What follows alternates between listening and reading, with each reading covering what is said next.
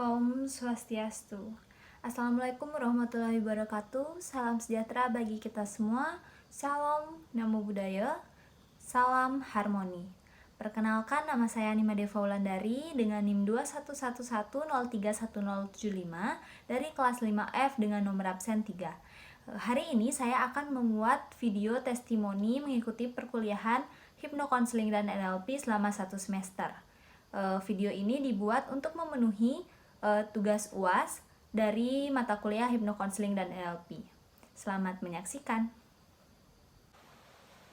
Selama 1 semester yang intensif dalam mata kuliah hipnokonseling dan NLP ini, saya telah diperkenalkan pada 2 pendekatan yang luar biasa dalam dunia konseling dan pengembangan pribadi.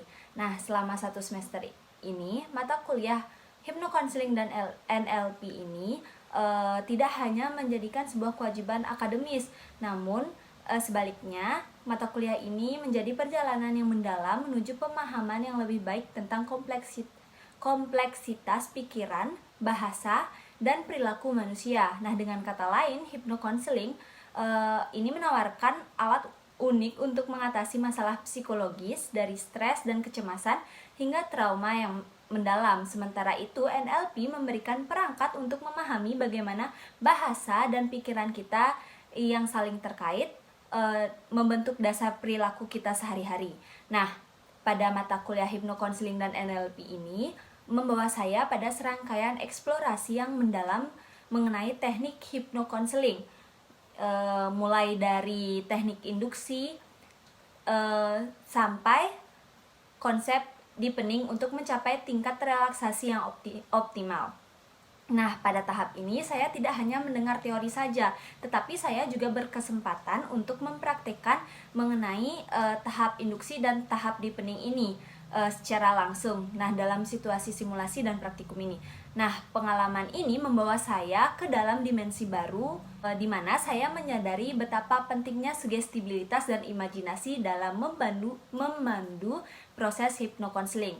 Nah, kombinasi hipnokonseling dan NLP ini memberikan wawasan yang mendalam tentang cara pikiran, bahasa, dan perilaku kita dapat dipahami dan diubah untuk mencapai perubahan yang positif. Pengalaman ini tidak hanya memberikan wawasan yang mendalam tentang cara pikiran dan bahasa kita yang mempengaruhi perilaku, tetapi juga membuka pintu menuju pemahaman yang lebih dalam mengenai diri sendiri dan orang lain.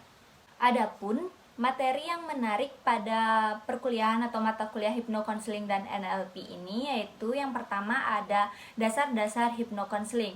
Yang menjadi menarik pada materi dasar-dasar hipnokonseling ini yaitu yang pertama ada pengantar konsep hipnosis dalam konteks konseling. Nah, pengantar konsep hipnosis dalam konteks konseling ini adalah titik awal yang sangat menarik. Melalui pemahaman tentang bagaimana hipnokonseling dapat menjadi alat yang efektif dalam meredakan stres, kecemasan, dan mengelola trauma, saya merasa dilengkapi dengan pengetahuan yang mendalam tentang cara untuk membantu individu mengatasi tantangan mental mereka atau mengatasi tantangan mental diri sendiri. Nah, lalu ada teknik induksi dan deepening untuk mencapai tingkat relaksasi yang mendalam. Serta pada materi dasar-dasar hipnokonseling ini terdapat aplikasi hipnokonseling dalam penanganan stres, kecemasan, dan trauma. Materi selanjutnya yang menarik yaitu materi kedua, Neuro-Linguistic Programming atau NLP. Nah, pada materi ini terdapat pemahaman tentang hubungan antara pikiran atau neuro, bahasa atau linguistik, dan perilaku atau programming. Nah, Neuro-Linguistic Programming atau NLP ini menjadi pengalaman yang mengubah paradigma, yaitu belajar tentang keterkaitan antara pikiran, bahasa, dan perilaku, serta cara bagaimana menggunakan teknik NLP. Nah, selanjutnya pada materi ini terdapat model representasi sensorik NLP dan bagaimana ini mempengaruhi cara kita dalam memproses informasi. Selanjutnya ada penggunaan teknik NLP untuk mengubah pola pikir negatif dan meningkatkan keterampilan komunikasi kita.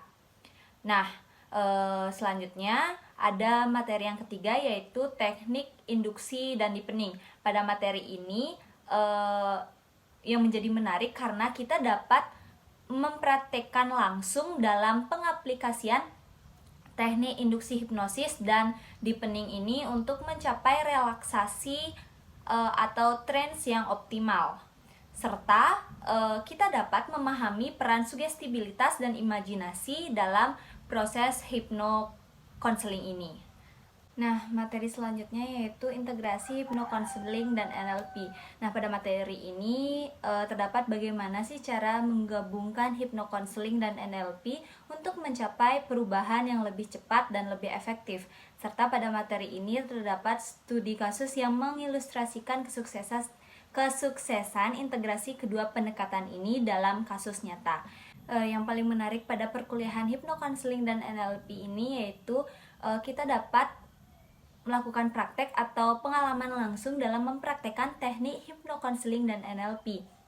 Nah, pada praktek atau pengalaman langsung ini kita dapat memahami tantangan dan keberhasilan dalam mengintegrasikan hipnokonseling dan NLP untuk menangani atau mengatasi masalah dalam kehidupan sehari-hari. Serta kita dapat mendapatkan umpan balik yang konstruktif dari sesama mahasiswa atau dosen.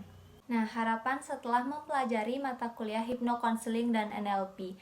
Nah, setelah menyelesaikan mata kuliah ini, saya memiliki harapan untuk yang pertama ada memahami diri sendiri lebih dalam, yaitu mengetahui lebih dalam tentang diri sendiri, pola pikir, dan cara saya dalam berkomunikasi, serta meningkatkan pemahaman tentang diri sendiri melalui refleksi dan introspeksi diri, serta menerapkan teknik hipnokonseling untuk mengatasi tantangan atau masalah pribadi.